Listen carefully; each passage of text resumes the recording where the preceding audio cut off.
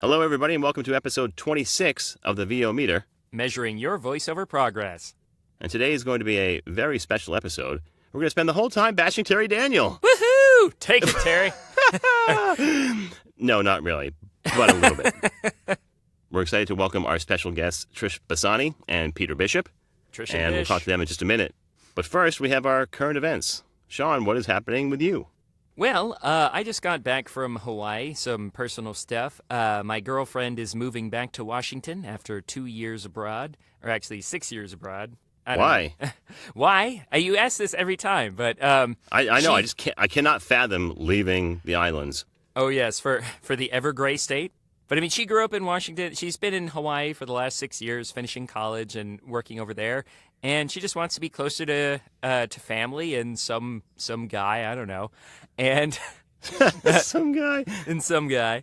But yeah, so I mean, we had a wonderful time up there, and I swear this has something to do with voiceover. I actually brought my travel rig with me because she was actually, like, usually when I go over there, I just kind of like fill her closet with whatever pillows and blankets are available. But like I said, she's moving out, so that's just barren closet right there. So I brought what I usually bring, my little mic case. It's got my microphone and my Audio 94 and all my accessories and sundries and that. But I also brought the carry-on vocal booth from our friend of the podcast, Adil Aliyev, the owner of vocalbooth2go.com. He used to call it the carry-on vocal booth, but now they're actually kind of changing the name to the VOMO, or voiceover mobile booth. I don't know. They haven't changed it officially, whatever, but marketing.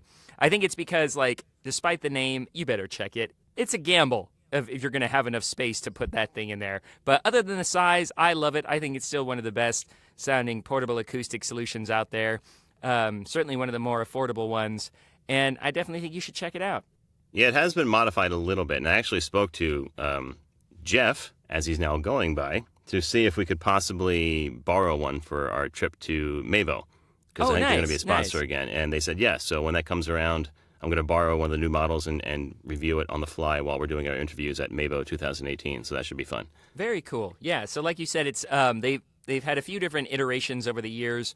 They have, when I reviewed their first unit at Mavo, wow, was it 2 years ago? Yeah, 2016. Crazy. Yeah, it's crazy. But anyways, so when I first reviewed that unit 2 years ago, it was their second 2.0 version. And they made it a lot more aesthetically pleasing. They used a little bit thicker blankets for it, and you got a lot more space. And then recently, they reissued it, and they made something called their SSH, or Surround Sound Hood. And it pretty much fixed the one problem that I had with it, or the one issue that I had with it before. And like most of these portable solutions, like say the Portabooth or the Chaotic Eyeball, they don't really have any treatment behind you. So except for, I think the Portabooth Pro does. It does have a little hood that's tucked away inside. But anyways, so he went all out. He made this sort of framed acoustic blanket. It's the same kind of blankets they use for all their products. And it just kind of attaches to the back of the booth, goes over your head, and creates a nice little space. I would caution you, depending on which mic you're using, it can sound a little boxy. So you might need to like do a high pass filter or edit some of the low end out. But if your mic already has one, or if you're in a particularly reverberant room, I think it's a perfect solution for travel. Yeah, that's cool. And not to go too far off topic, but because they just announced it, I'm pretty excited about another product they have coming out. You may have seen they took their soundproofer booth off the market. It's like your acoustical vocal booth, but with the mass-loaded vinyl sheaths inside. They took it off the market. I'm proud to say partially because of me, because when I was talking, I actually tested one here. I think I've talked about in the episode. And I said to the owner, if it just had a door, it would be really cool, like the perfect solution for me, because I have my studio computer outside the booth. Mm-hmm. And anytime I have to go look at the actual screen, at least for a while, I do have a monitor in here now, but for the majority of my career so far, I had to run back outside to make any changes on the computer. And I was opening the door, 15, 20 times a session if I was doing a lot of editing. Oh, yeah. So they went back to the drawing table and actually created one now that has a swinging door attached to it, and they're about to re-release it. I just saw a video that they released this week from the factory in China, which is pretty neat video. If you get a chance, watch that at vocalbooth2go.com. And I'm pretty excited for the relaunch. Yeah, very cool. Because, I mean, it's a good idea, and it would certainly be, or like, unlike most acoustical booths, it does actually reduce some ambient noise a little bit. It's not completely isolated, but it is a nice idea for sure. And it certainly sounds good. I've never had an issue with how their products tend to sound when it comes to dampening reflections. But it's like, what? That's like a 40 or 50 pound slab of vinyl you have to move aside? Yeah, each panel. It's pretty heavy. It's not as easy to set up as you might think. I've done it several times now, both in my own house and at VO Atlanta. Because whenever they set up at VO Atlanta, they say, "Hey, Paul, you go do it." So that's a lot of fun. Experience? No. But it does take some time. Yeah, that reminds me. They actually had, wasn't that sort of what they used, like the soundproofer booth at VO Atlanta, just a really large one?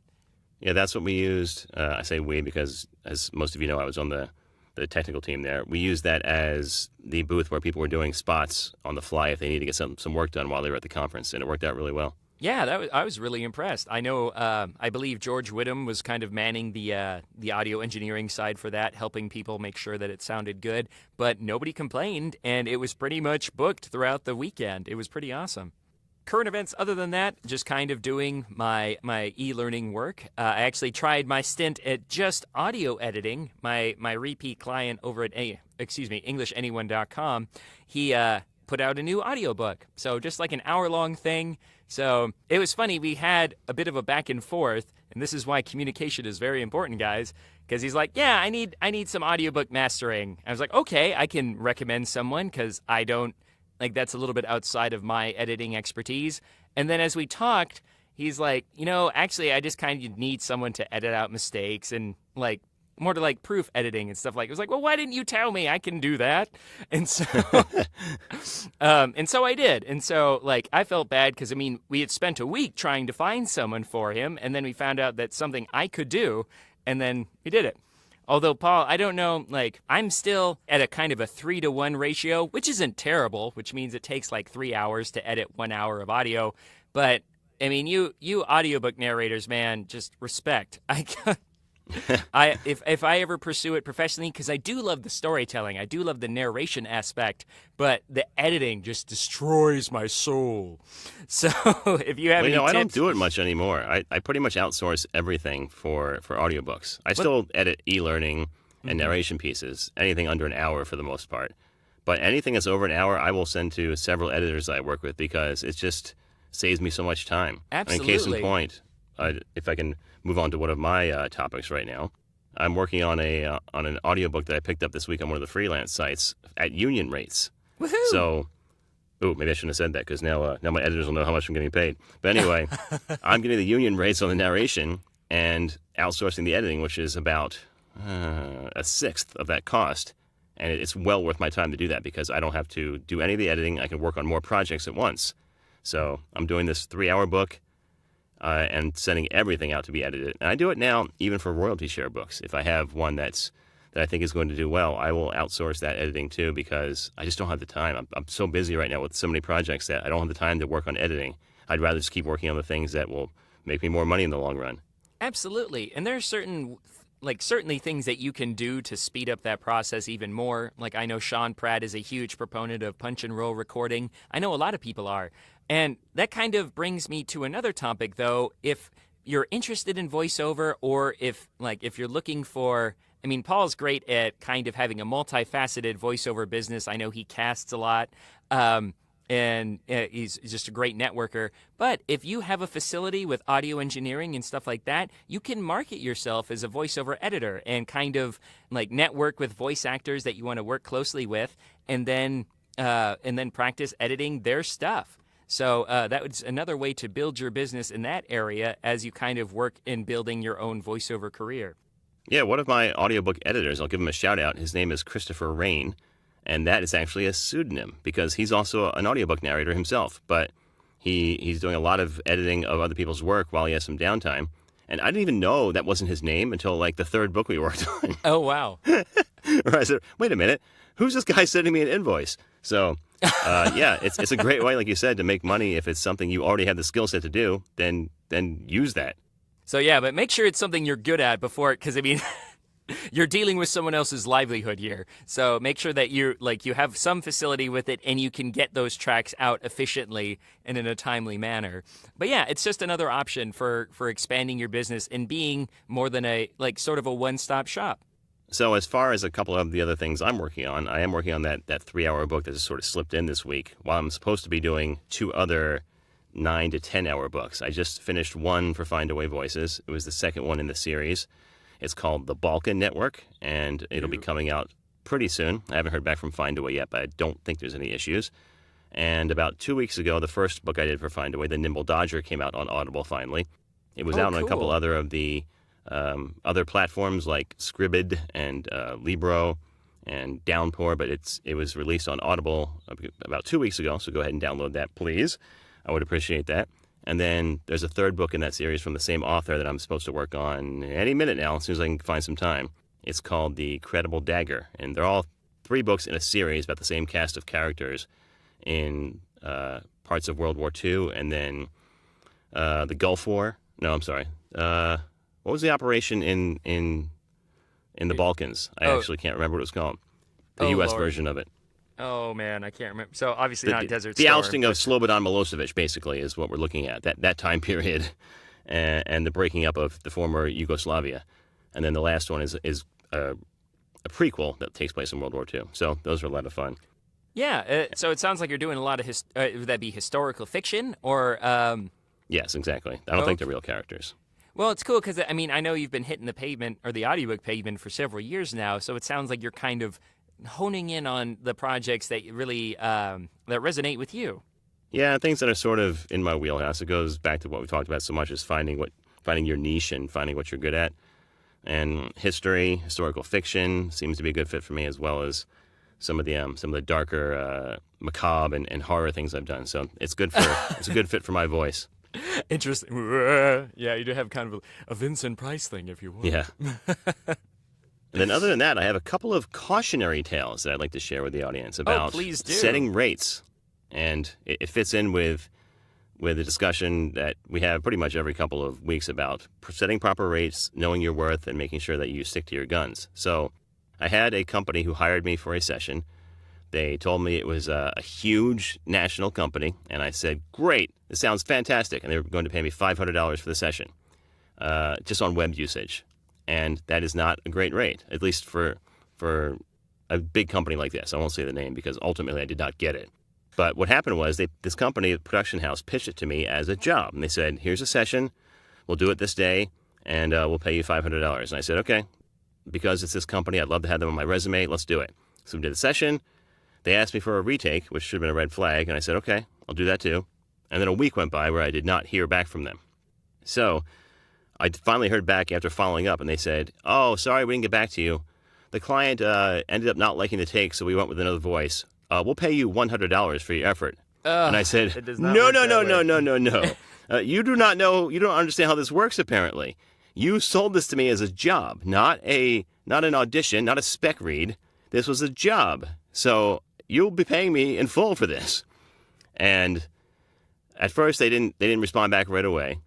Then they got back to me and said, okay, we understand where you're coming from. How about we give you $200? And I said, no, again, you told me this was a job. I'm not sure where you're coming up with this idea that my time is not worth the money that you promised me. But just to make things go over easily, the least I'll accept is $300. And we did settle on that. They paid me. And I'm sure now I'll never hear from them again. But I felt good about sticking to my guns at least 3/4 of the way and knowing my worth.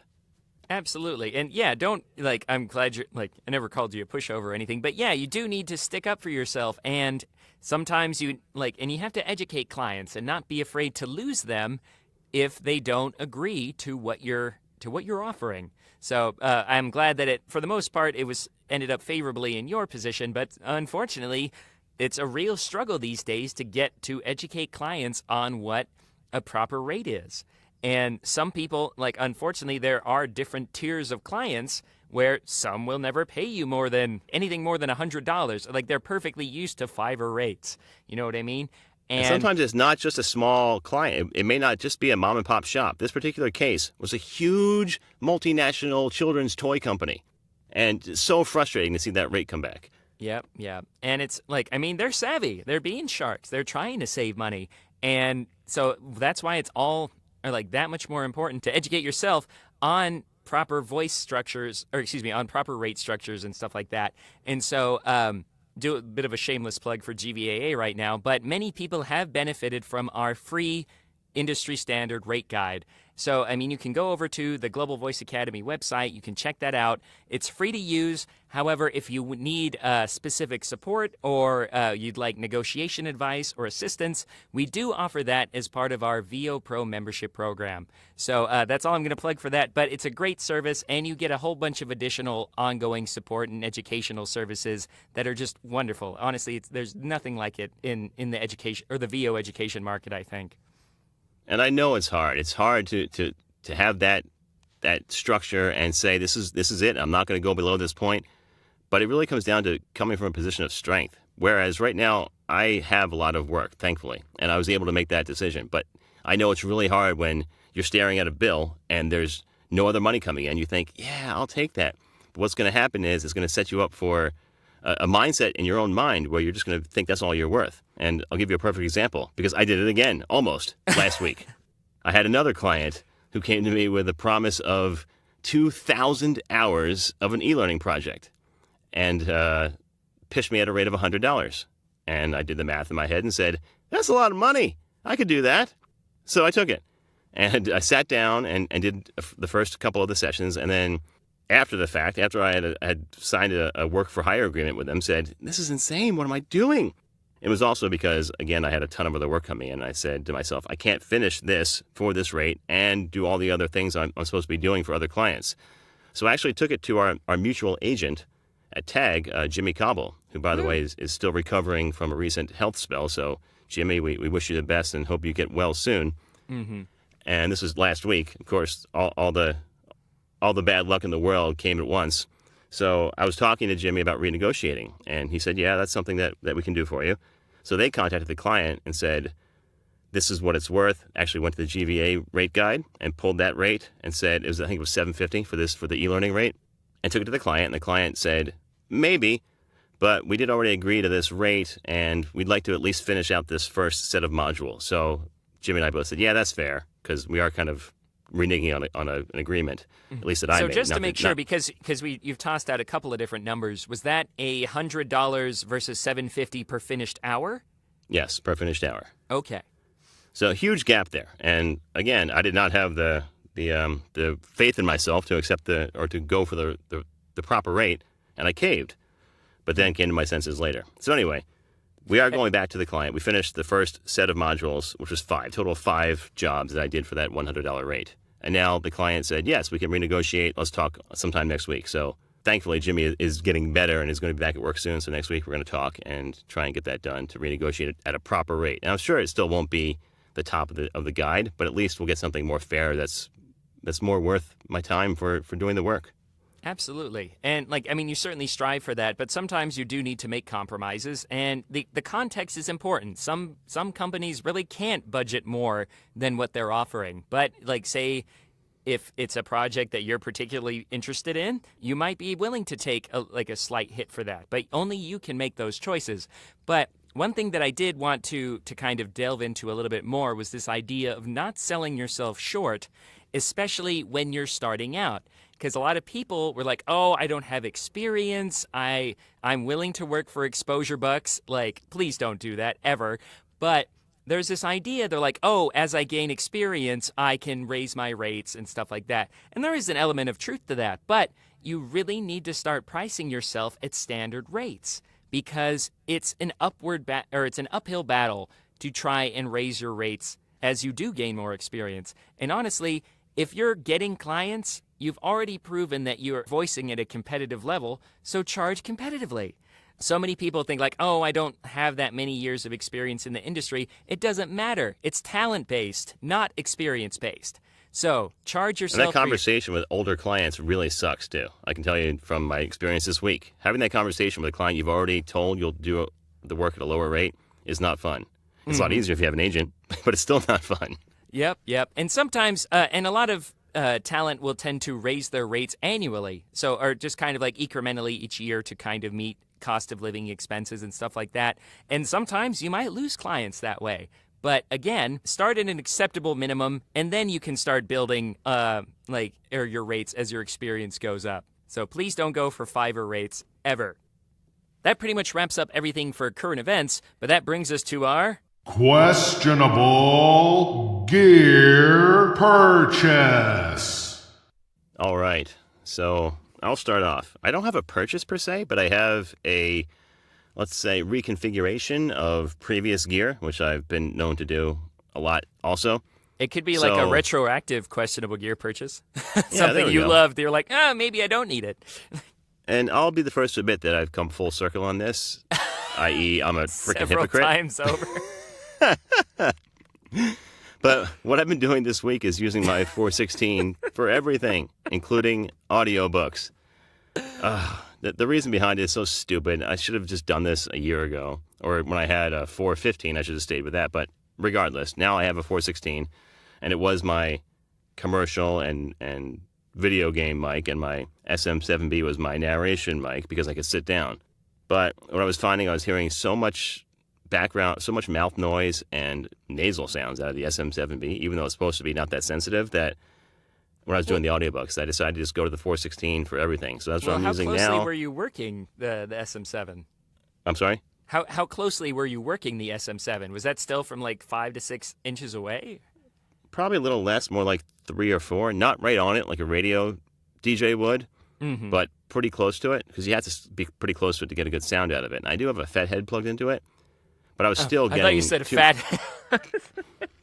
It's like, no need to self-denigrate, Paul. Yeah. But the fat head is an inline amp booster for the interface, and that did help with the sound. But I was still getting a lot of sounds from my head. I think it's just the allergies this year. We've had so much rain on the East Coast. You may have seen some of the historic flooding we had here in Maryland, and it's made allergy season the worst in probably a decade. So that's probably what's contributing to it. But the hypersensitive direction or hyper-focused direction of the 416 helps with that. So I've gone back to my wobble stool, which I also bought on a whim and haven't used. That was a questionable gear purchase. I think I mentioned in an episode. I'm using the wobble stool with the 416 to read off the monitor I have outside the booth and just use the 416 for everything. And again, I know I'm a complete hypocrite because I've talked so many times about how I need to have 2 mics, and I've shifted so many mic purchases, but that's the essence of the show. Questionable gear repurchase. Well, I mean, like, think about that. How many times have I gotten an Yamaha AG03 and sold it again? At least twice. But it happens. I mean, last episode, I sold my TLM 103, and I'm sure everyone's like, but I wasn't using it for like 8 months and got a nice chunk of change for it. So, and I hear this again and again. So many people are kind of downsizing their studio and usually just sticking with the 416 or going with say $300 mic over one of the industry standards. So, I mean, I know the guys on VOBS are saying this a lot now. It's just like, the gear is so good. If it sounds good, it is good. So it really, we're spoiled for choice these days. And honestly, if you're spending $200 plus on a mic, chances are it's going to sound great. And Paul and I are lucky that our businesses have allowed us to get a 416, and they're wonderful mics. And I know many people are like, oh, it's not good for long form. Not for everyone. I use it for e-learning and audiobook work all the time. No complaints. I know freaking audiobook titan Simon Vance loves the 416. And Bob Sauer uses one as well. Actually, Bob Sauer uses the 415. Oh, and yes. Yeah, same thing. Are you sure about that? I'm almost positive it was a 416. No, I'm not sure. It's one of the two. And either way, they both sound almost the same and would have that same complaint, so to speak. Well, yeah, I mean, the 415 I think would be even better because I know a lot of people described it as warmer or more pleasant. But honestly, give it a shot. I definitely recommend if you're at that level, because I actually had an interesting conversation with someone over in the voiceover camp group, because they were working with a sub $100 MXL mic, and they had mentioned to one of the admins over there, like, hey, does anyone know about modding your mic or DIY mic projects? And somehow my name got dropped because I'm a mic nerd. But anyway, so they reached out to me, and I'm like, I've never actually bought a mic mod or anything like that. I'm familiar with the people who do it, but I never bought it. And then he's like, oh, okay. But before he left, I was like, all right, what's your problem? And then so by the end of it, he's like, oh, maybe I should just get a new mic. And I was like, yeah, you think? Because it's like you're spending the same amount of money. Instead of trying to mod a mic to get the sound that you want, just buy a mic that has the features that you want. Stop trying to make a silk purse out of a sow's ear, Yeah. Just shop around, too. You can find them eventually. Like, I had a great price on my 416. Exactly. And, like, nowadays, you can easily get a 416 or a TLM 103 for about $600 to $800, like just about $300 less than market price. So, I mean, a lot of the 416 tends to go on sale at least once a year, especially around Christmas. And then the 103 you tend to find used in great shape for easily for $600 to $700 regularly. Maybe a lot of failed rappers or vocalists who are dissatisfied with the mic. I don't know. But their loss is your gain. And for our listeners, please tell us what you think. We'd love to hear your comments in the comment section. I'm using the 416 right now for the pre-show, but I did use the SM7B when we recorded this interview a week ago. So tell me what you think. Which one sounds better? And absolutely. And we'd love to hear about your questionable gear purchases or your sensible ones. Like we said, there's so much new gear out there that we'd love to try ourselves, but we just don't come from old money. But we love hearing about gear. We love talking about gear, as you know. So if there's anything that you'd like to share in our comments or in a VO Meter Schtick, go ahead and let us know. So that's it from me. Did you have any questionable gear purchases this month? I actually just brought my laptops into a local PC repair guy because I wanted to make sure that they were all tuned up or basically do a clean install of High Sierra. So they're both working in the same OS environment and all my peripherals will work with both. So that's certainly important. And this guy was great. I mean, he cut me a lot of local discounts, which was just awesome. He paid you in fish? What was that? He paid you in fish, you mean? Okay. Fish and grapes, right? I mean, you're paying him in fish. That's right. Yep. I'm sure there's a Christian reference in there somewhere. But no, I'm thinking about Pacific Northwest. I know you're not actually in Seattle, but paying in salmon.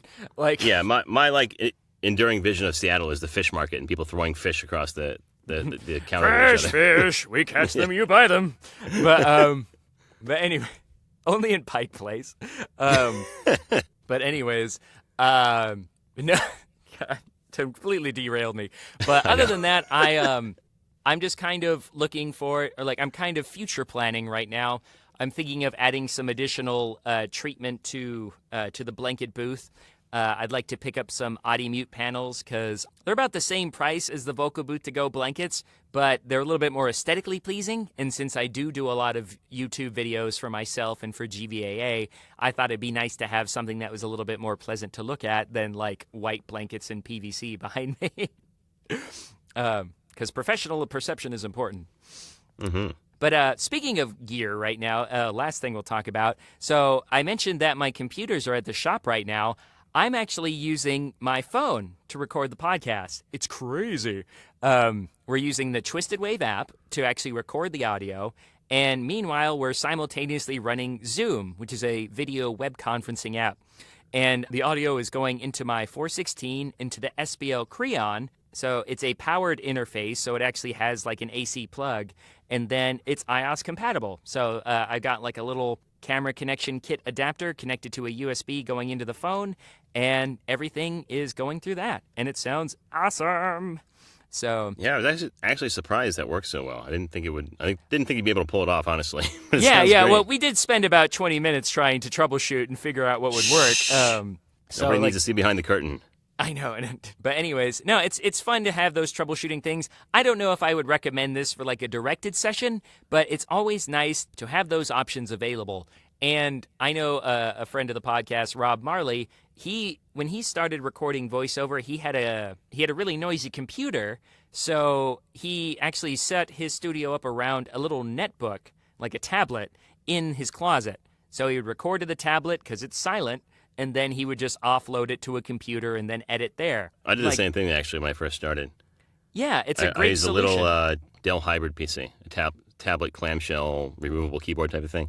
And if you want to go like super lightweight, there are a number of great USB and iOS microphones that you could just plug directly into your tablet or device or whatever you're using.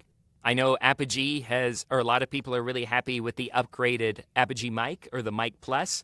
Looks pretty slick, and they fixed some of the problems that were in the earlier models, like they had inline monitoring and a little bit more control for it. So I personally had a bad experience with Apogee, but that might have just been a lemon, so I'll give them the benefit of the doubt. And then you've got the Sennheiser MK4, the Blue Raspberry, iRig Mic Pro. Like we said, there's so much gear out there. Try something that interests you, send us some samples, and then we can tell you if it's good or not. So we'll get to our interview segment with Trish and Bish in just a moment. But first, we're going to continue the theme of bashing on Terry with a VO Meter Schtick from Jordan Reynolds.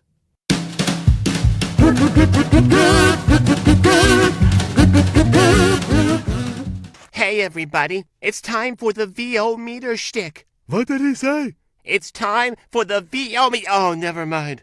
The VO Meter Schtick? Oh, got it.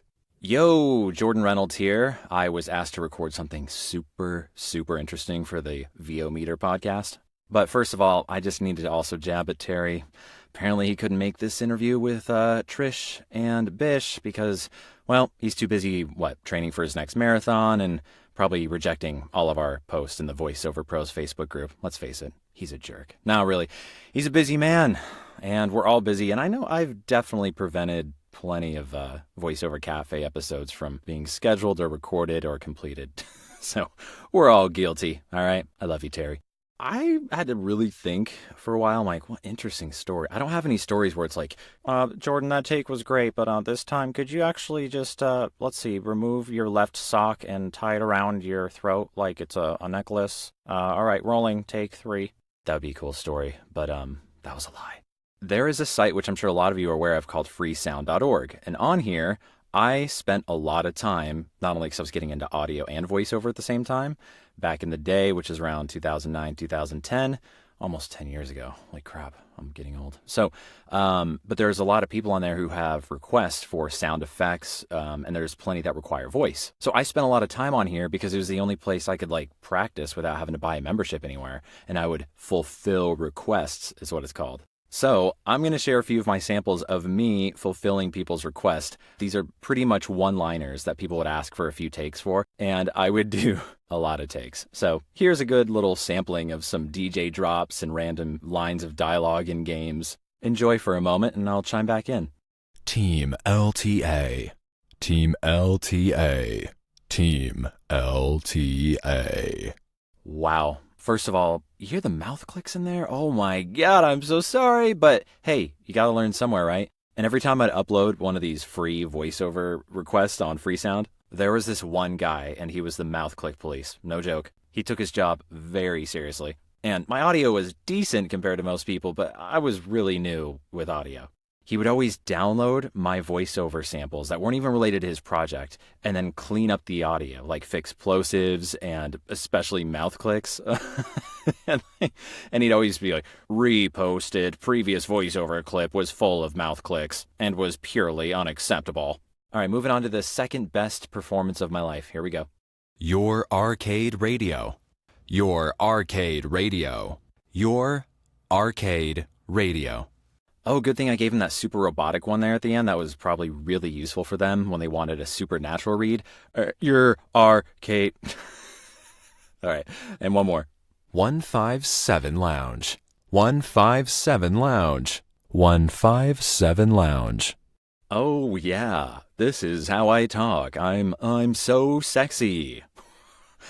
So these were in the early days, and we all start there, right? Oh, and again on this one, let's see. I'm sparing you from the about 19 more takes of that one line. Yeah. Point being, it's totally cool to just go for it and do tons of practice reads. But as you could hear, I was trying to force my voice into something that I'm not. I'm not this suave, hey guy. I wanted to do that, and it's fun for character work, but in strictly commercial, which is where a lot of us are going to work in, or training, or even corporate, they don't want to hear a put-on voice. How I'm just chatting with you right now is what most projects want. So if you're first getting started in practicing on your own because maybe you can't afford coaching yet, which is obviously the position I was in there. And at that time, I was in my early 20s, and probably like all dudes in their early 20s, I was quite insecure.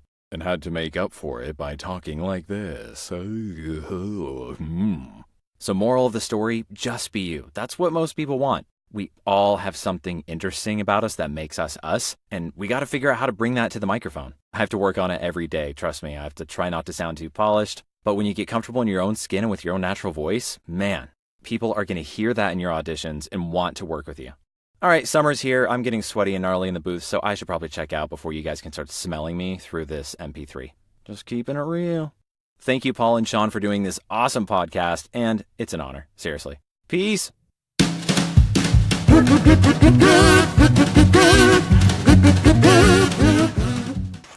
It's almost like a roast of Terry Daniel. I mean, you're probably never going to listen to it, but if you do listen to it, Terry, we love you, man. I'm sure you're going to be a good sport about this. So in case you still have some ego left, better hold on to it, because we've got some tough love coming up from Peter Bishop and Trish Basanyi coming up next. All right, everybody, and welcome to the interview portion of this episode of the VO Meter. And we are really excited to have two people that, at least in my mind, are idols of mine in the industry. And I'm sure Sean has some fond feelings of them as well. I know they've taught us so much, both virtually and in person in a lot of cases. So first, let's welcome Trish Basanyi. She is a full-time voice talent since 2004 and is a host of another podcast that you may have heard, a co-host at least, the Voice-Over Cafe. Also from the Voice-Over Cafe, we're featuring Peter Bishop, a Londoner living in New York since the mid-'90s. He's a full-time voice talent and also vice president of the World Voices organization. So welcome to the both of you. Let's talk a little. How you doing? Oh, thanks. I'm great, Paul. Thank you. Hi, Sean. Hey. Thanks for having us on. Absolutely. Now we've gotten 3/5 of the VO Cafe. We just need Jordan and Sean to join at some point. Well, and Terry, if you want to count him. No, we've had him on the Good luck with nailing him down. Oh, that's what you meant. Okay. We have we've had him on, although it was the first time we had to use the censor button, so it was a little dicey.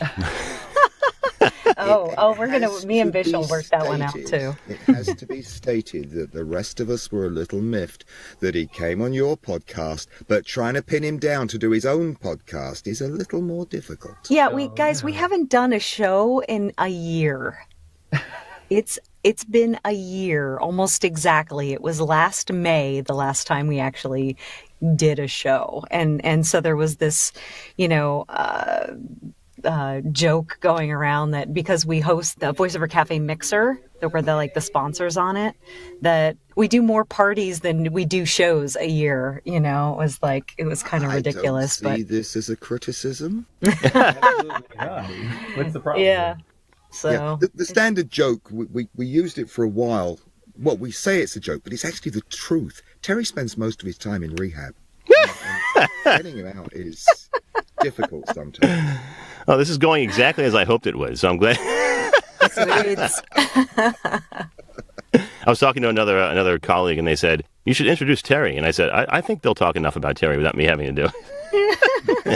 Well, so everybody listening, what we need you to do if you really want to listen to another Voice-Over Cafe podcast is actually email Terry and tell him to get his ass in gear and actually, meet us for a show. It's 1 hour out of a year, literally the last year, that we can't seem to pin him down. So if you guys want to hear another show of the Voice-Over Cafe, then, email Terry Daniel and just tell him what's up.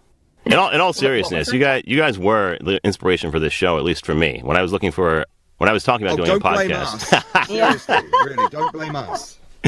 Well, when I was looking for a partner, I said to Sean, I really enjoyed the Voice-Over Cafe. I've learned so much from them, and I'd like to sort of pay it forward. And that was the whole thrust of this show, was to sort of help people that were in a similar situation as we were, starting out in the business. Now it's been a few years, so we're not in the exact same position, but trying to pay it forward because of all the information we gather from you guys. Aww, thank you for thanks. As a serious comment, that's nice to hear, because one of the things that's important to me anyway is the whole thing about community, and I hate the phrase giving something back. It's too cliched and often gets misused.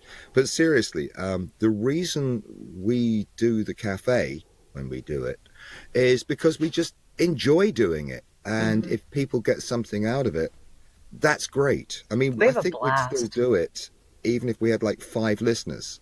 And one of those would be Terry, because he never hears the show because he's never on it. So he'd have to be one of the 5 listeners, you know. Well, because Sean Caldwell, fills in for him. We've had him fill in occasionally, several times actually as host.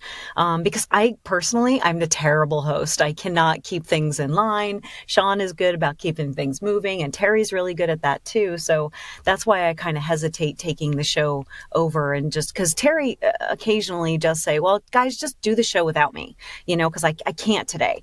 And there have been times where we've tried to do that, and I've tried to take the reins, and it just doesn't work as well because Terry just keeps things kind of moving forward, and I tend to get stuck on, it's like herding cats. I mean, seriously, especially when 6 of us or 5 of us are on the show at the same time. But, when everybody's got a different opinion, we like to go through all of the discussions, and sometimes it just winds up getting too long-winded, and we wind up with something that's completely all over the map. And then I'm not even comfortable with producing it. That's why what? You just got to that's what edit people into like. a bunch of smaller episodes. Yeah. We have an expression in the UK. I've never heard it over here, but you probably have it as well. There's no show without punch. It's a reference to Punch and Judy shows. And, the cafe isn't really the cafe without Terry, because I don't feel comfortable insulting Trish. But I'm certainly comfortable insulting Terry. And you need a foil. We all like to insult Terry. That's his role. That's his raison d'etre. It is. He's kind of the punching bag, but he kind of asks for it sometimes.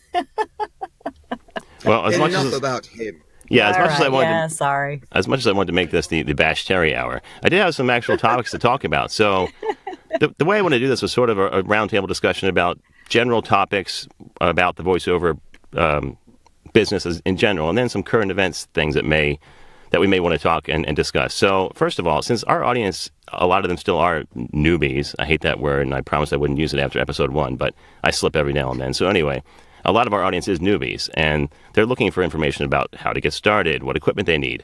So let's start there. Back, if you can remember that far, Peter, when you were starting in the business, what are the things you think you need first and foremost to start a VO career? Well, first of all, everyone's situation is different. Everyone brings something different to the table. Now, in the early 70s, I was a failed musician, basically because I can't play to save my life. So I went onto the engineering side and, was having fun recording the bands. So I knew my way around SM58s, dynamic LDCs, phantom power, mixing desk, Revox tape recorders, tape, splicing blocks, and everything like that. So I bought all that engineering, and I was an engineer anyway, into it. So the tech thing to me it was a no-brainer. It was just, right, I need the right mic, the right preamp, and some recording software. And that was it. It was as simple as that. It was not having to think about it. So that was the easy part for me. Getting into it was simply because I was in an environment where I was supported. The whole follow your dreams thing. I still have a little wooden plaque given to me. And the environment I was in, we had an actor who was trying and has gone on to quite reasonable success. And I was told, just go for it. And I also brought in a history of corporate speaking and that sort of thing. I can string 2 words together in the right order and make them sound reasonable. So I brought that with me, my technical background, and what I needed to do more than anything was learn the business, not learn the tech or actually learn how to speak, really, to be honest. So it was because of a supportive environment and just being told to get off my ass and bloody do it. Mm-hmm. So that's the short version. Trish, what about you? What do you think is absolutely necessary if you're going to start either when you did or in today's world? The landscape was so different when I started than it is now. But I mean, nowadays it's so much. I mean, the equipment's so much cheaper, and that seems to be a real attractive thing for a lot of people. And that's unfortunately the first thing that they go for. They're like, all right, I'm going to be a voiceover talent, so I need to go out and buy a microphone. Yep, guilty. Or, and that's not real. I mean, yeah, you'll need one, but you kind of need the training first. And for some reason, people tend to look at this business as like a get rich quick scheme, and it's not. They're like, oh, I'm just going to talk, and people are going to throw money at me, and it doesn't. Yeah, it's not. They find out quickly that it's not really that simple. And so I would say, I mean, yeah, definitely get training first. Like you have to. It's just, because you're up against people that have a lot of experience, and and no matter where you are in your career, you're going to still need training because trends happen.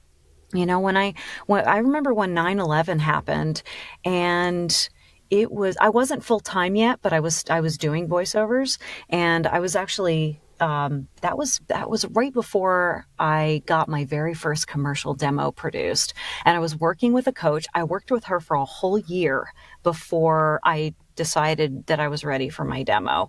And when 9/11 happened, all of a sudden, all the commercials started to get a little more somber. They had a different feel to them because the country was in such turmoil at that point that it wasn't something that you wanted to be.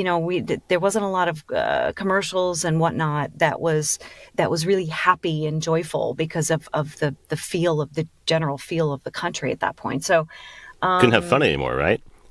Do you remember a perfect example? Do you remember the Real American Heroes campaign from Budweiser? Yes. I think it was Budweiser. They actually changed that after 9/11 because they were afraid it would offend first responders. And maybe there's some truth to that. First responders, police officers, firefighters, because those are real American heroes. So it became real men of vision, I think, and it just failed after that. Yeah. They pulled a lot of movies at the time as well. A lot of feel-good movies were due for release that got pulled and held back about 18 months or 2 years. I was working in radio, and there was songs that we pulled from the playlist because they either mentioned, like we actually pulled Tuesday Morning from Leonard's from Skinnerd.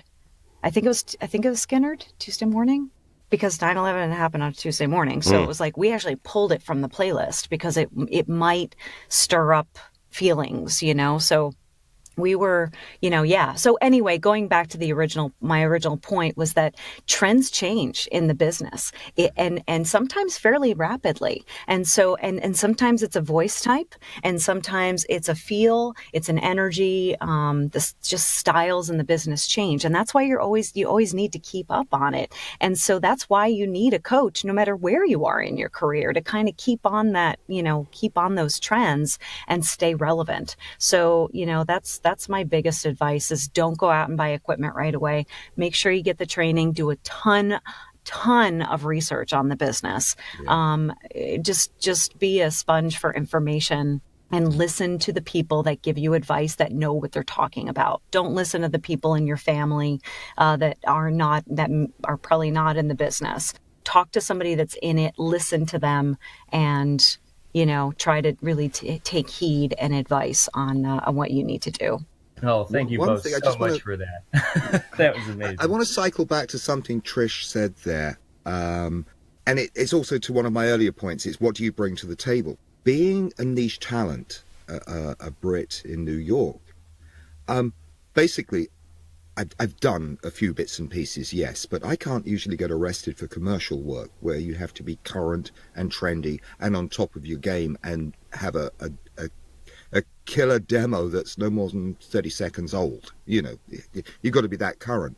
I was going more for the corporate market because I knew that's where my strengths lay, e-learning, corporate, and then you try for anything else and develop those skills as you go along. But for anyone starting out now, you can't shotgun, I don't think. I think you have to decide with help of people that know what you're good at. You may really want to do commercial work, but you may have a perfect e-learning voice. And when you do commercial, I don't mean to be disrespectful for anyone, but the last thing the commercial world needs at the moment is another soccer mom. And that's almost a cliche. So maybe decide what market you want to go into. Where do your strengths lie? A good coach and good advice will help there. Because when you start, generally speaking, you don't know what you don't know. And you've got to find out. Well, in my opinion, you have to start somewhere. But in my actual experience, it was actually the opposite of what Bish is saying. And for me, my very first coach told me that she told me I had a newsy voice, meaning, I was good for journalism and news type, more official type things. And I actually landed a couple of months later, I landed a campaign for the Trump Taj Mahal in Atlantic City where I was playing a party girl.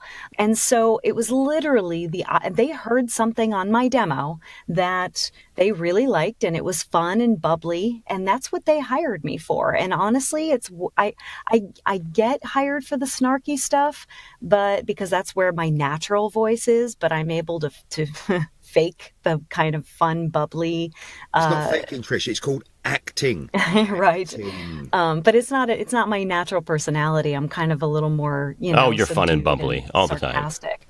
Well, no, I mean, but I'm not like a giggly, like super giggly type of girly. Yeah, not that there's anything wrong with that. I'm just saying it's just not my personality. So, anyway, it's good to have a goal, like if it's something you really want to do, but listen also to the market and what the market is saying to you once you start booking work.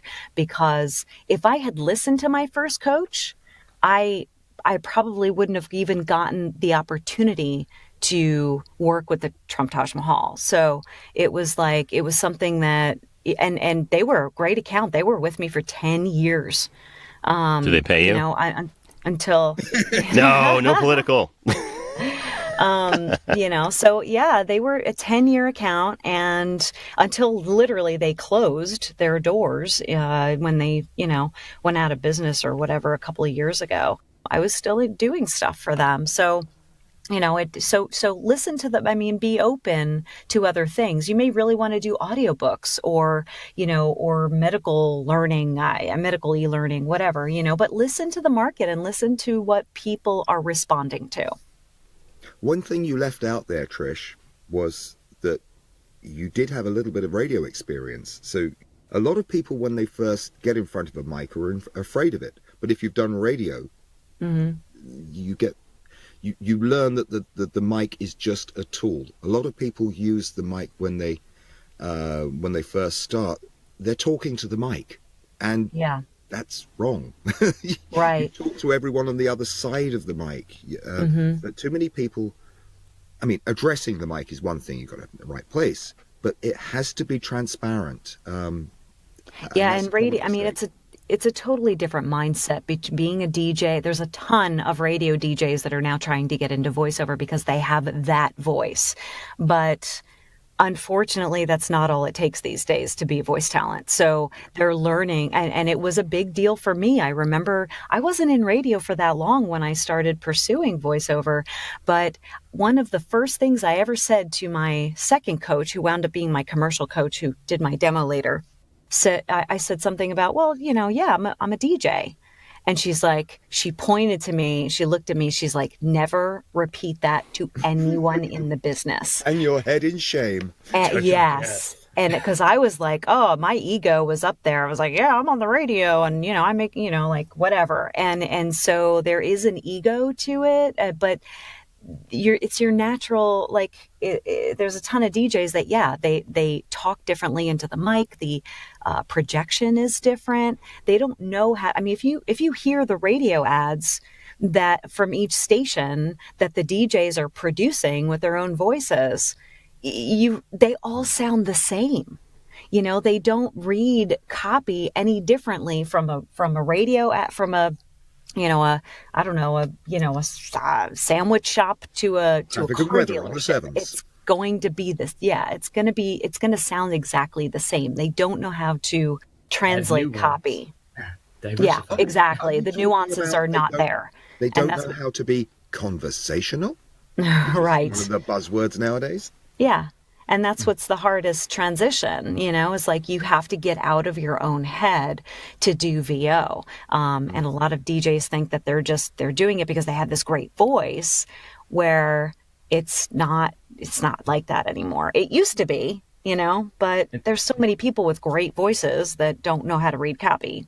Mm-hmm. It's not a one-sided conversation. You're not just shouting out to the masses. You're trying to communicate with them. Mm-hmm. And also, you don't have to have a great voice in the classic way. What you have is an instrument. You need to know how to play it or be fashionable. The one I always quote is Gilbert Gottfried gets a lot of VO work. Has he got a great voice? No. but it's a character voice. People will buy anything if it's done well. And that's the thing. So you don't have to have a classically good voice in some genres. If you're doing radio spots and whatever, be Mr. Character, but do it well. Because the casting directors know what's good and what isn't. And take acting lessons. Yeah. Awesome. Speaking of training and sort of transitioning from that like journeyman to actually working voice talent, how do you know when, like say you're working with a coach, you're actually taking your guys' advice, and you're working with a coach for maybe half a year to a year or longer, however long you need, when do you know it's the right time to produce a demo, and how do you go about it? That's a difficult one, because there are a lot of people making a lot of money out of making demos. You've got to go by word of mouth with a demo producer who, when you approach him, is just as likely to turn around and say, you're not ready yet. And he's not interested in making the quick sale. There's a real danger with getting a demo out there when you're not ready, because it's this whole thing. I think Bob Bergen said it once on Facebook. You only get one chance to make a first impression. And if you send out a substandard demo because someone's talked you into it, you've stumped up, $500, and the guy down the road has knocked you up a commercial demo, it's going to hit agents or whatever, and it's going to go straight in the bin. And then 2 years later, you'd be surprised. They'll remember your name, and they won't even listen to your second demo. So it's difficult, but you need an honest opinion about it. It's not when you think you're ready. It's when someone with good ears thinks you're ready. And your coach, again, if you're in this business, you should have a coach, no matter where you are, especially at the beginning. So your coach, unless they're also a demo producer, which I worked with them separately early on, but those were the roles back then. My coach was not the same place that produced my demo. So she was honest with me. And also it was me too. It was like, I knew I could get better. Then I didn't want to just cut a demo to get out there. I wanted to be the best I could be, because I was in the New York market when I first started. It was like I was promoting myself and trying to get agents in New York, in the city. So I knew that I had to really be on my game to be able to compete with the current market at the time. So, to me, listen to your coach. Your coach should let you know, when you're ready to cut a demo and when you're comfortable. Also, don't forget, there are plenty of markets now, and it's become, I think it's a little silly. Some people have like 10 different professionally produced demos for every genre. You may be ready for corporate, but not commercial, because you haven't quite tuned into the current voice.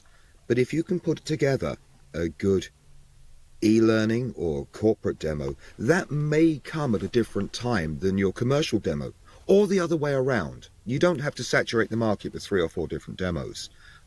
If you concentrate on one thing, you get there with that, you can put that one out there. Then maybe follow up with the one that's taking you a little more time to perfect. So it's not all or nothing. You can have a drip campaign on it. And I would say if you're brand new and you're looking for advice on whether something you've done yourself or something you've had done by a demo producer that you may have questions about yourself, like you did it and you're having second thoughts, send it to a colleague that you know is well respected in the business. A lot of you have actually sent me demos already. They just out of the blue and said, hey, what do you think of this? And those people know I'll be honest and tell you whether it's any good or not. And I'm not even the most experienced, but once you've been in the business for 3 or 4 years, you can tell whether something is marketable based on what you hear from your colleagues and what your own demos are if you're working in the business. I will do it, but I hate it. I am not the arbiter of whether someone else is saleable. I can pick up on diction things and this stuff that sounds wrong to my ears, but I'm not the guy with the checkbook. So I'm very reluctant to say to someone, yeah, you're ready, that's great, or that's not quite ready yet, because I'm not a buyer and I don't trust my own ears when it comes to someone else's livelihood. Yeah, I should caveat what I said by what people mostly ask me about is their studio space and whether what they're playing is empirical. Right. And I usually send the disclaimer saying I'm not a coach, I'm not going to critique your performance, but your space does sound like garbage. is what I'll do. Mm-hmm. Will you stop using the bathroom? And Blue Yeti. One other follow-up question I had about demo producers. Do you think there's only a few that are really worth going to? Because we all have friends and colleagues that do demo production, and it seems that there's really a small cadre of people that are referred to over and over again. Do you think that's the end-all be-all, or do you think you can get a demo from those that may not be all over the Facebook groups? Facebook isn't the be-all and end-all of VO. Plain and simple, you cannot live and die by Facebook. Facebook is a small section of people. You get a VO group with 10,000 people in it, and everyone's an expert. Social media is an interesting tool for being social. I have my doubts as to whether something like Facebook can do anything but harm to someone's profession. Mm. There, I said it. I would have to agree. I don't know how much flack I'm going to get for this, but I haven't paid to have a demo produced in a really long time. I do my own with snippets of work that I get back from clients, and I just produce my own. I understand why people go and have a new one done and refresh it or whatever, and spend some places are charging $5,000 for a demo, but and I'm not saying that you don't get your money's worth. You certainly can. There are big names in our Facebook circles that I know are the real deal, and they're great coaches, they're great demo producers. Is it something that you absolutely need to do? In my opinion, no, but not so much that you don't need a demo producer at all, but especially when you're getting started. Obviously, like I said, my first demos I had produced by someone else, and it worked out for me. But there's certainly demo producers that I'm sure that are good that are not on Facebook. Yes. But at least with the Facebook circles in the community, in the voiceover community, you have people that are involved in those circles that have used those people and have gotten results. And so you have that personal connection to, people that that have used that demo producer and have had good results. So there's a lot of producers out there that don't go onto social media because they're too busy, because they're producing demos all the time simply by word of mouth and recommendation. Right. They don't need to market themselves because their work markets them. Right. And there's plenty of voice talent that do the same thing. There's people in this business that make a living doing what we do, but we've never heard of because they're not part of the online community, and they're just doing their own thing. Sometimes I really do, because social media is such a time sink. But it's such a lonely business, though. It's so isolating to be lonely. I've seen the pictures. But all the time. Well, that's at night, though. Like, I go out a lot during the week at night, but during the day I'm here all day by myself, and it's without Facebook I would freaking go bonkers. It's like you need some sort of water cooler to, I've always told people Facebook is our water cooler. Like those, we're at our home offices. And yeah, for the people that live with other people, have kids, families, whatever, but I live by myself. If it wasn't for online, I would go berserk. Yeah, but it gets a bit old sometimes. Sometimes I think 50% of my feed is people trying to sell me stuff. Really? Wow, yeah, I get that feeling too. Just to go off script for a second, do you think Facebook in particular is going the way of MySpace? Because my feeling is And it may be this algorithm thing that I haven't figured out, but I see the same 10 posts every couple of hours from the same 10 people. And I know there's people that have opinions that I value. For instance, Bish, I haven't seen him post anything on Facebook in months, and it's probably by design. But I feel like there's just not enough content there anymore, other than pictures of cats and people's kids. There's nothing Or the wrong with same cats. questions being asked again and again because nobody uses the search function. But no, Right. What mic should I get? Should I sit or stand? but it's like I want answers from this week, not last week. It's Yeah. ridiculous. And Trish, I totally agree. I mean, when I was living in Japan, that's when I started, and so of course, like my only access to other talent for information and like trying to establish a connection was through Facebook. And I wonder if people if you're on Facebook that much, how much VO are you doing?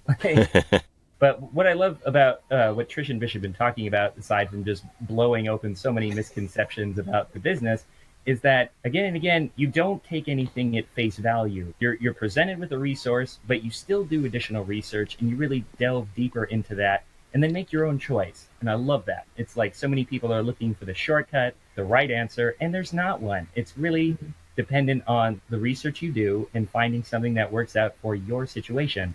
Right. And I don't know if that segues too much into our next question, but I'm going to do it anyways. But so you've got the training, you've got the demo. Where do you find work? Are pay-to-plays still an option? And is that acceptable? Do you go the agent route? Do you have to go the agent route? Where do people look?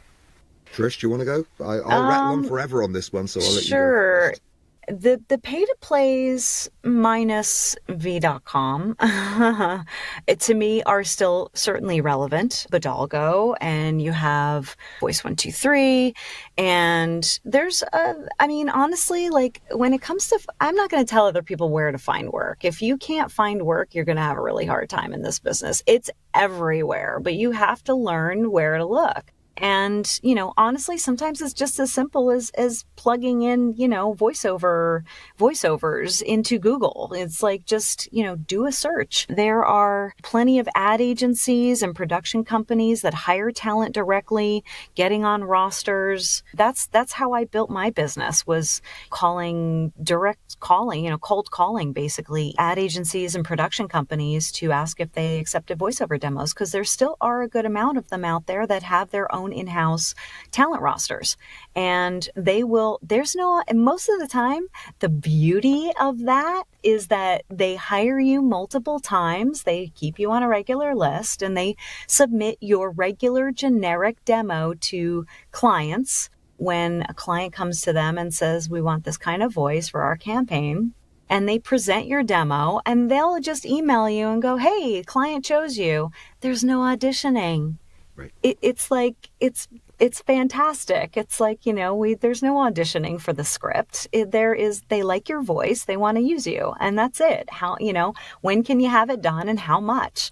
And that's most of the emails that I still get. So if you need practice in auditioning, then the pay-to-plays are really good to do that way, because they're just constantly coming in. And, it's a good way to just get comfortable. If you're just starting out, it's a good way to get comfortable on a microphone and start recording and editing and just starting to really practice doing all the things that you would do if you were full time. So to me, it's everywhere. I've gotten jobs off of Craigslist. Yes, you have to be very specific and very finicky with what you even and careful on what you click on. Yeah.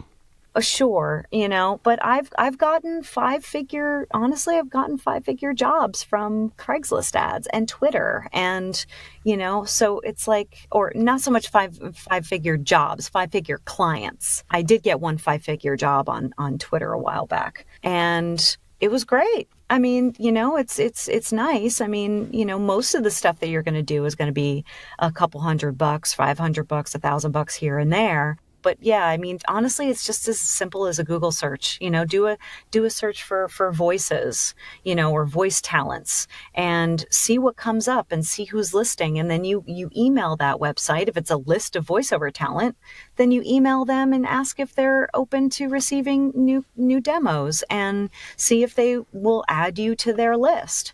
It's not as hard as it sounds. Bish, any thoughts? I agree. Lots. You can take two VOs let's say they're at the top of their game, 6-figure VOs. One will do everything via an agent. One may not even have an agent because he does exactly what Trish is talking about. Agents are useful. They can find you a route to work. They're a necessity if you're union, obviously. But if you're not speaking specifically from a non-union point of view, most of the work for non-union talents comes from their own marketing efforts. And there may be 10-20% from agents. That's my feel anyway, with discussions I've had. Pay-to-plays are here. There are a couple of honest ones. V123 has its weird rating systems and stuff, which I hear they're getting rid of. But they're straightforward. They're just a middleman, just a matchmaker. Armin is a rock star with Bodalgo. He's really involved with the community. And he's hosting this call, by the way. Thank you again, Armin. And he's hosting this call. Yeah, he gave Bodalgo call to the world. This is not a plug for Armin. Oh, bugger. We're shills for it. It's okay. Not a shameful one, anyway. We cannot ignore them and hope they go away because they're not going to go away. But I will echo what Trish said about production houses. So much of my work comes from being on production house rosters. You're on the roster, they want you to get the work. They don't want to outsource it. They want to keep their customer happy, so they're going to present you. They're going to present you well. I had one the other day. It was an audition, rush audition. Did it one day, got the call the next day about 5 o'clock, saying, "Oh, that audition you did yesterday, client likes you. You're going to be ready in 15 minutes. It's, duh. Can I get the script, please? And that was it. Done and dusted. One big panic. But the audition was, the production house came through, basically said, you're one of 3 people. So, these are good odds that have been shortlisted. So you work with people that want to work for you. So that's agents, production houses. Everyone gets their slice of the pie. A production house or an agent will earn it, and it will be good for everyone. You've just got to watch the people that want all the damn pie and just give away the crumbs. Quick question about production houses. Names? Yeah. Quick question about production houses. My strategy up until now has been to sort of scatter spray and just contact anybody and everybody I can find online, and if they add me to the roster, great. And I've been pretty successful. But it's gotten to the point where I'm starting to lose track of where my demo even sits anymore. Are there any ways to vet a production house or roster if someone is looking to add you to them? I always look at the roster itself. I listen to the demos that are there. You can get a feel for it. Sometimes, and it's the same with agents, some production houses and agents will take everyone with a microphone and a pulse. They just want a big list. They're playing the numbers game. And that's fine. That's their business model. But you'll get lots of auditions, but so they're cattle calls. But no, you do your research as much as possible. I've been approached by some smaller houses, and you look at the work, you look at the roster, you go, nah. And you look at the rates, you discuss rates. It's just, I don't get out of bed for that. Seriously. Mm-hmm. I'm not cheap. Which you can be. Worth every penny, Bish. Sorry? I said worth every penny. But Oh, absolutely. But this cycles back to what do you do when you're starting? You've got to take the lower paid jobs. Yes, when I started, I was taking $100 jobs and grateful for them and smiling sweetly. And then you realize, hang on, this isn't where I want to be. This is not how I want to position myself in the market. I am not a $100 talent. But maybe that's all I was worth back then. I don't know. Probably. But you slowly raise your game. I raised my minimum session fee this year. Haven't lost a single customer, which means I should have raised it last year. Talking further about getting work, the last question really we want to talk about is where do we see the future of the business going? Something that came to mind was the Google Duplex demonstration this week, which scared the bejesus out of me. If you're not familiar with it and you're listening, It's an artificial intelligence that can actually naturally respond to questions. So the demonstration they did at the Google AO conference was to actually make an appointment for a hairdresser, only using the artificial intelligence. Do we think that is coming faster than maybe we thought or hoped? Will our robot overlords take over anytime soon? Well, obviously we're all hoping not, but it's certainly a possibility. On the other side of it, I would say on the human side of it, a couple of years ago, I think I talked about this on the cafe. See, a couple of years ago, there seemed to be a bubble that started to burst. I know that we still see a ton of people that are new to the business, but what's happening in my experience is that there have been a lot of people, because the industry has had so much publicity and, glamorization in the last probably 5 or 6 years. There are a ton of people that have tried to get into the business, failed, and quit. But a lot of people now know what voiceovers mean and, what it is. I still run into somebody that I tell them what I do and they're like, what is that? But generally, to me, the business has gotten a ton of publicity and a lot more people know what it is and what it means in the last, like I said, 5 or 6 years. And to me, like 2 or 3 years ago, I started to really see people posting on Facebook and chit-chatting with various people. When I tell people what I do and somebody says to me, oh yeah, my sister tried that and found out it wasn't really easy. So, she kind of quit and she's working a regular 9 to 5 now and she decided not to pursue it. So that's happening. And so to me, it's only going to take a couple more years before people really start to realize that it's not what it's cracked up to be, what they think that it's cracked up to be when they first get started. And it's just like free money for talking, basically. And so that bubble has started to burst and word has started to spread about how difficult it is to make a living. So I'm hoping that will continue. Sorry, but there's still time for us to get out, Sean. And people that have pursued it that didn't, do it correctly to begin with, didn't really, do it, like I said, they went out and bought the equipment right away and decided to cut a really crappy demo. And then they found out it wasn't that simple. So, to me, it's like, that's been a little bit of a relief for me, is like, okay, people are fine. The word is getting around that we're not just, the people that are successful in the business are not just lucky and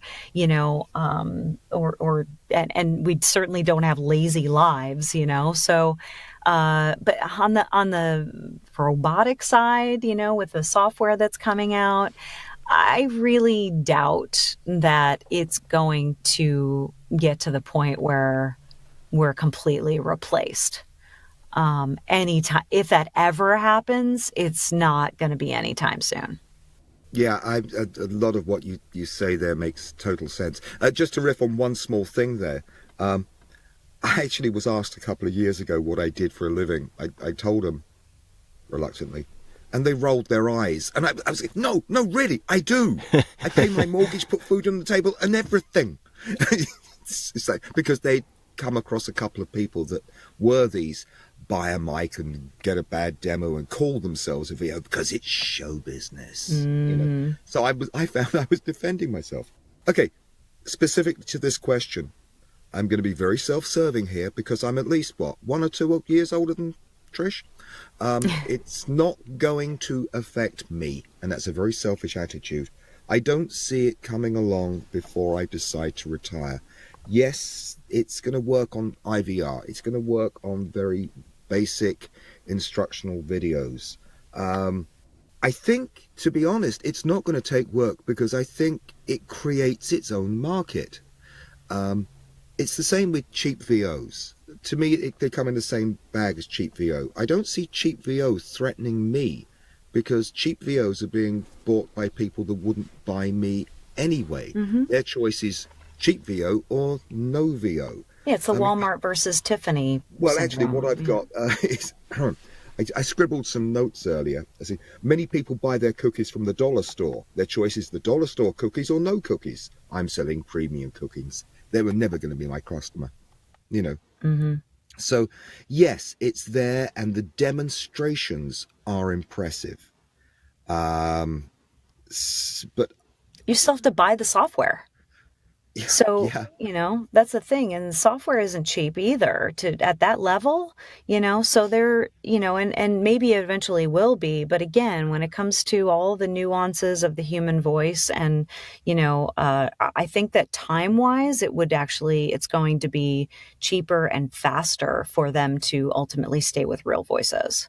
I want to listen to, let's say, a good corporate narration or a piece of e-learning, and then someone tell me, well, that was all computer generated.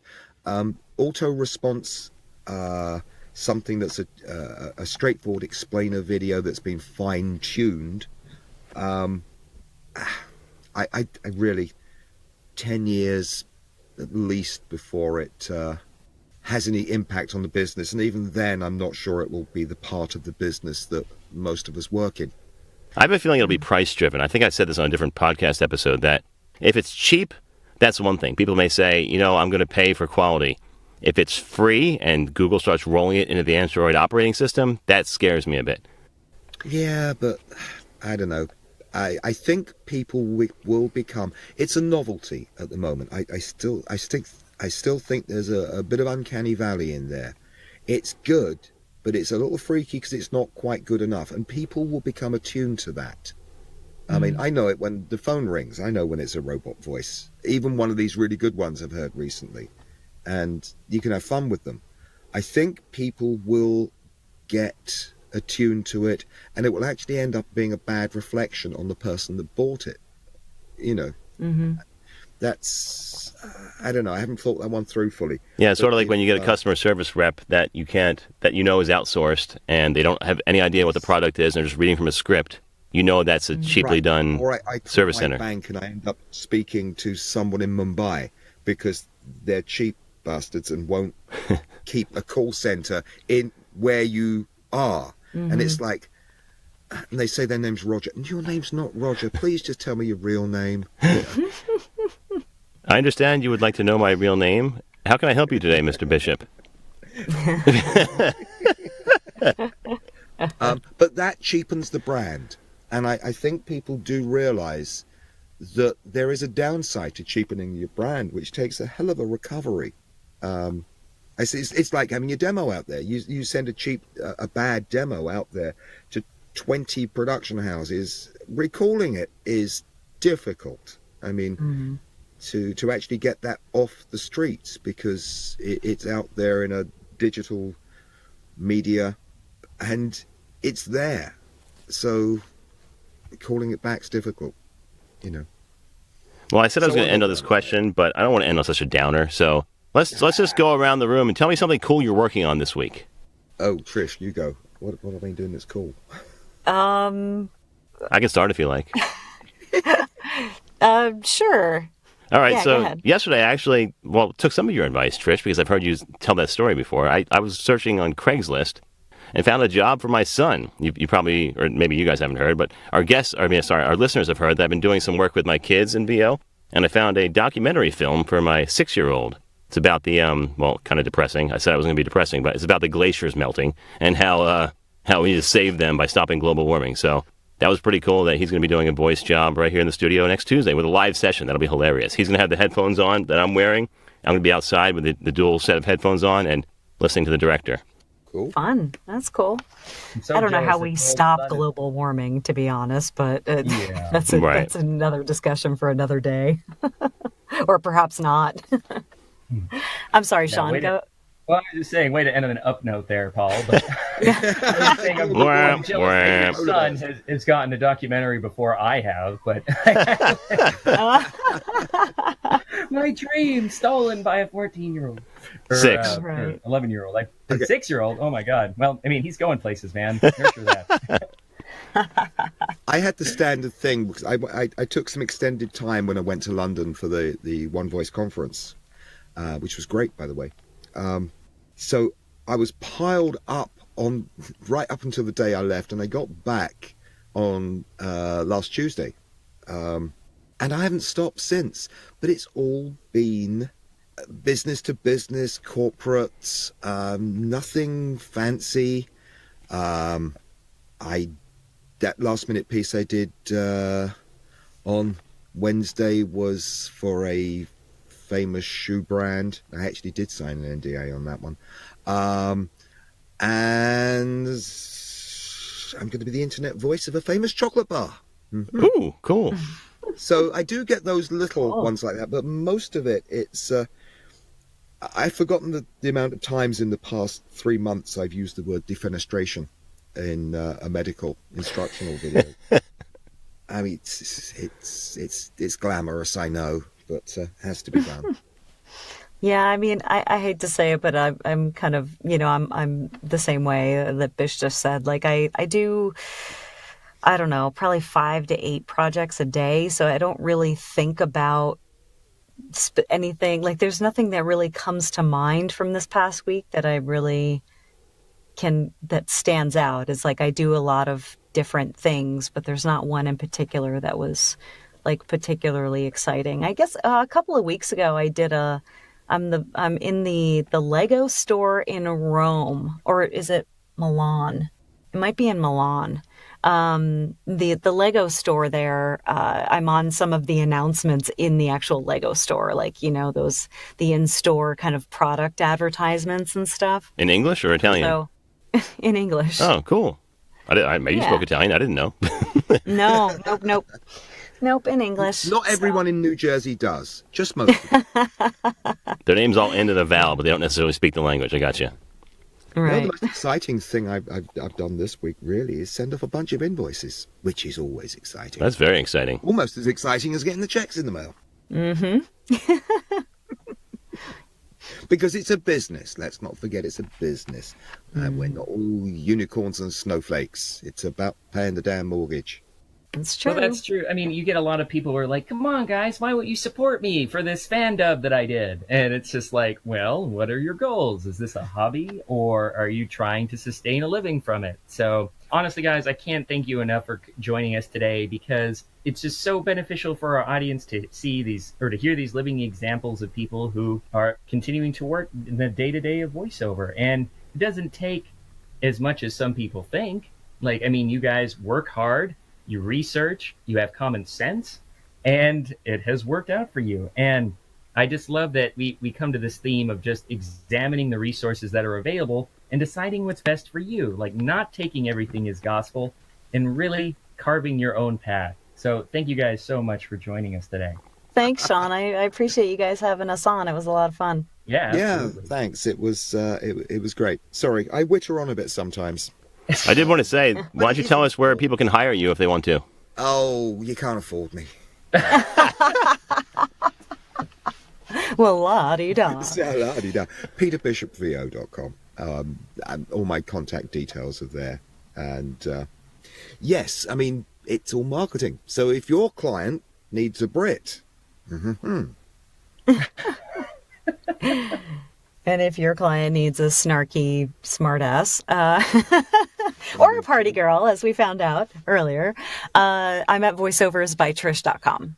Do you want to plug the cafe or not? No, sure, we can. Yeah, I'm the co-host of the VoiceOver Cafe. It's voiceovercafe.org. And we're also on iTunes, and pretty much, I think we're on Stitcher and a bunch of other podcast apps. So if you just do a search for VoiceOver Cafe, you will find us.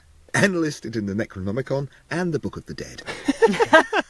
I will add one thing. Your introduction, Vice President of WOVO. Everyone should join. It's very cheap and good value. I will be assuming the presidency after beginning of June. Oh, I didn't know that. Congratulations. Wow. All right. That's wonderful. Corvo has done a wonderful job over the past few years. I'm stepping up to be president. And my aim is to put the world in world voices. So there's going to be a lot of outreach to back to Europe, things like that. We've pushed out quite nicely down into the Spanish-speaking community, and now we should really attack the proper English-speaking community. Wonderful. nice. And for our listeners who aren't familiar with WOVO, that's the World Voices Organization. It's a trade organization, not necessarily a union, but just a group of professional voice actors who are working together to ensure and maintain the integrity of the voiceover business internationally. So I think it's an amazing organization. I'm a member, and if you're looking for they actually have a mentorship program. So if you're looking for feedback on studios, demos, or people to ask questions to, it's a wonderful resource for that. Yeah, my favorite mentoring thing is the sanity check. So oh yeah, you just need to talk to someone because you're going crazy. That's there as well. So yeah, world-voices.org. Check it out.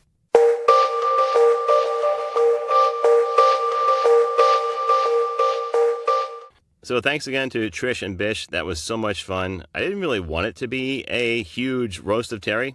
All right, I kind of did, and I'm glad it went that way. But it was just so fun to have those two on. They're just a hoot every time I talk to them both. That guy needs to be knocked down a peg.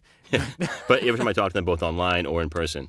Absolutely. They've been incredible mentors, both, like you said, live and in person. And they've both been extremely helpful to our own careers, helping, steering us away from some of our questionable gear purchases, if you can believe it or not, and really helping us have just a more realistic and professional mindset when it comes to pursuing this, and kind of helping us avoid some of the pitfalls that we try and help you guys avoid. So that pretty much wraps up this episode of the VO Meter. A couple of things we have coming up pretty exciting. We are going to have the host and creator of the Mid-Atlantic Voiceover Conference, Val Kelly. She's coming up in our July episode. Miss Squacky Voices herself. Yes, exactly. And then we will be presenting live from Otakon 2018. It's the Japanese anime convention at the Washington Convention Center in Washington, D.C. That's August 10th through the 12th. And then we're also going to be at the Mid-Atlantic Voice Conference itself, broadcasting live from there. Epic. So I sadly will not be at either of those events this year, but I believe, will Chris Detoli be joining you again for Otakon? Yep, Chris Detoli for Otakon, and Ken Foster will be filling in for Sean at Mavo. Excellent, excellent. He did a fantastic VO Meter Schtick for us several episodes ago. Should definitely go check it out. The purple-haired man with the purple heart, I guess.